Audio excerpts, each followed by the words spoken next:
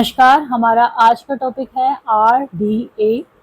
इसका full form है recommended dietary allowance. तो ये न्यूट्रिशन का एक इम्पॉर्टेंट टॉपिक है RDA।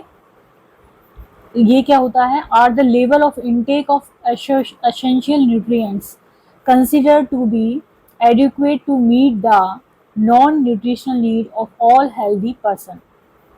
जो भी हेल्दी पर्सन है उनकी जो न्यूट्रिशनल नीड है, पोषण से संबंधित आवश्यकता है, उसको प्राप्त करने के लिए एसेंशियल न्यूट्रिएंट का जो इनटेक है कि वो जो कौन कौन से एसेंशियल न्यूट्रिएंट लेंगे उसका जो लेवल है वो क्या कहलाता है? Recommended dietary allowance. कि इस व्यक्ति को, इस पर्टिकुलर व्यक्ति को कौन कौन से न्यूट्रिएंट किस किस मात्रा में दिए जाएंगे, तो ये कहलाता है RDA। The recommended dietary allowances are the level of intake of essential food considered to be adequate to meet the non-nutritional need of all healthy person। healthy person की nutritional need को प्राप्त करने के लिए ये माने जाता है कि ये जो essential nutrient है इसका जो intake का लेवल है वो adequate है, तो वो माना जाता है recommended dietary allowance। It is also used as a guide। ये किसकी तरह यूज होता है? गाइड की तरह यूज होता है। To determine the nutritional adequacy of individual diets. Individual diet की न्यूट्रिशनल एडिक्वेसी को निर्धारित करने के लिए ये गाइड है। यदि हमने डिसाइड कर लिया कि जैसे न्यूट्रिएंट है कि एक व्यक्ति को, एक पर्टिकुलर व्यक्ति को प्रोटीन कितनी दी जाएगी, कार्बोहाइड्रेट कितना दिया जाएगा, विटामिन कितनी दी जाएंगी, सब एक रिकमेंडेड उनकी वो हो मात्रा, तो उसको बोलते हैं हम RDA। RDAs are periodically revise. ये periodically time to time revise की जाती है बाय एक्सपर्ट ग्रुप। जो न्यूट्रिशन से संबंधित एक्सपर्ट पर्सन्स हैं, कहाँ के पर्सन? ICMR के। ICMR क्या है? Indian council of medical research. तो यहाँ के जो एक्सपर्ट ग्रुप है ये रिवाइज करता है क्या? RDA को periodically. The RDA was revise in 1988। कब रिवाइज किया गया? 1988 में expert group of Indian council of medical research, मतलब कि ICMR के द्वारा। नेक्स्ट है फैक्टर अफेक्टिंग RDA। RDA को कौन कौन से फैक्टर हैं जो कि प्रभावित करते हैं? तो सबसे पहला है एज। एज में जैसे कि इन्फेंट है, एडोलेसेंट है या फिर एजेड है। An infant require more protein पर किलोग्राम ऑफ बॉडी वेट। मान लो उसका वेट है 2 kg, तो 1 kg पे उसको कितनी प्रोटीन चाहिएगी?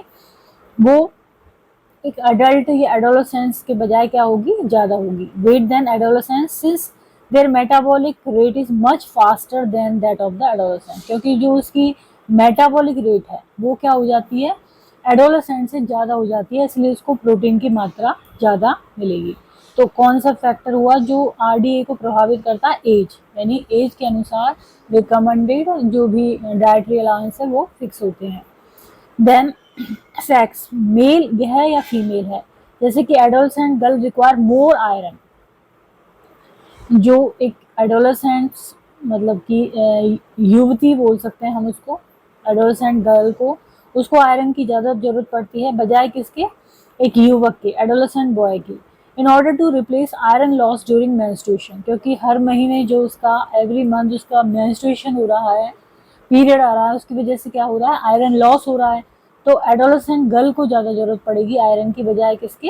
एडोलेसेंट बॉय की। और कौन से फैक्टर हैं जो कि RDA को निर्धारित करते हैं? ये है बॉडी साइज। जैसे कि हाइट क्या है पर्सन की, वेट क्या है, सरफेस एरिया क्या है, स्ट्रेचर, शॉर्ट स्ट्रेचर है या लॉन्ग है, टॉल हैवीली बिल्ड मैन जो है उनको मोर कैलोरीज की जरूरत पड़ती है than small stature man. Since his body surface area is more than that of the latter. क्योंकि जो लंबा आदमी है, तगड़ा आदमी है, उसका बॉडी सरफेस एरिया ज़्यादा होगा तो उसको ज़्यादा कैलोरीज की जरूरत पड़ेगी।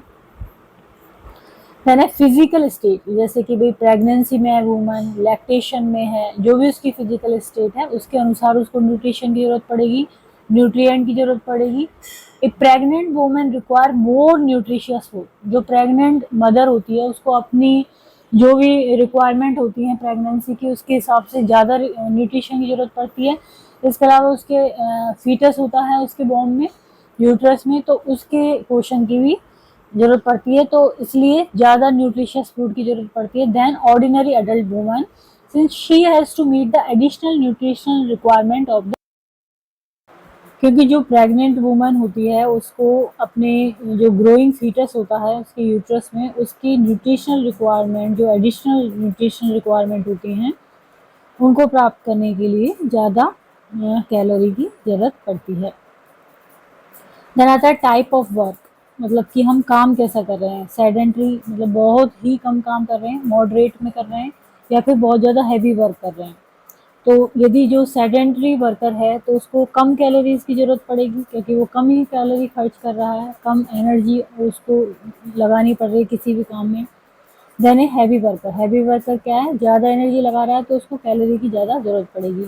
Since the former expend less energy than latter during work, क्योंकि जो सेडेंट्री वर्कर है वो लेस एनर्जी लगा रहा है, जबकि हैवी वर्कर क्या लगा रहा है, ज़्यादा एनर्जी लगा रहा है। तो टाइप ऑफ वर्क पे भी डिपेंड करता है। तो एक बार वापस से देख लेते हैं फैक्टर अफेक्टिंग आरडीए। तो एज होता है इसमें, then sex, then body size, then physical state, इसके अलावा type of work. Then the RDA of nutrients has a number of practical uses, इसके बहुत सारे प्रैक्टिकल यूज होते हैं। पहला है to enable government to predict food needs of population, population की जो भोजन की आवश्यकता है उनको पहले से ही प्रेडिक्ट कर लेती है क्या, government. To provide basis for food distribution quota, इससे हमें ये आधार बनता है कि जो फूड डिस्ट्रीब्यूशन हम कर रहे हैं तो वो किस तरह से करें, या हम कह सकते हैं कि फूड डिस्ट्रीब्यूशन कोटा किसको मिले। To guide agriculture planning policy, इससे हमें क्या मिलता है, जो भी एग्रीकल्चर प्लानिंग कर रहे हैं उसके हिसाब से ही करें हम, न्यूट्रिएंट के हिसाब से कि हमें कौन से न्यूट्रिएंट्स की ज़्यादा ज़रूरत होगी। To guide policy of food export and import, इससे हमें जो फूड एक्सपोर्ट करते हैं, हम आयात और निर्यात करते हैं फूड का, उसकी पॉलिसी में भी ये गाइड की तरह काम करता है। To guide planning of nutritionally adequate diet of inmates of larger catering establishment, जैसे कि hospital, hostels, army canteen etcetera. तो हमें इससे इन जगहों पे, जैसे ये हैं हॉस्पिटल, हॉस्टल और ये आर्मी कैंटीन्स वगैरह हैं, इनमें किस तरह से हमें प्लानिंग करनी चाहिए न्यूट्रिशनल डाइट की, वो पता लगता है। To evaluate the finding of food consumption survey of various population group, अलग अलग पॉपुलेशन ग्रुप का जो फूड कंजप्शन सर्वे की फाइंडिंग होती है उनको इवेल्युएट कर सकते हैं हम इससे। To evaluate the adequacy of food supplies in relation to nutritional need, जो पॉपुलेशन की न्यूट्रिशनल नीड है उसके एवज में या उनके रिलेशन में जो फूड सप्लाई है वो एडिक्वेट हो रही है नहीं हो रही है, ये भी हम जान सकते हैं। To develop and evaluate new product developed by the food industry, इससे हम डेवलप कर सकते हैं और इवेल्युएट कर सकते हैं उस फूड प्रोडक्ट को कि भाई हमें कौन से फूड प्रोडक्ट बनाने चाहिए, जो कि फूड इंडस्ट्री डेवलप करेगी, और फिर उसको इवेल्युएट करें कि वो कितने हद तक सही है। To establish guidelines for labelling of food from the nutritional standpoint, इससे हमें गाइडलाइन एस्टैब्लिश करने में भी मदद मिलती है कि भाई जो एक कोई फूड पैकेज हो रहा है तो उस पर जो लेबल करने में कि कौन सा फूड कितनी मात्रा में है न्यूट्रिशनल के हिसाब से, मतलब इसमें विटामिन कितना है, मिनरल कितना है, कार्बोहाइड्रेट कितना है। To develop nutrition education programme, और इससे हमें न्यूट्रिशन की जो एजुकेशन प्रोग्राम है वो डेवलप करने में भी हेल्प मिलती है।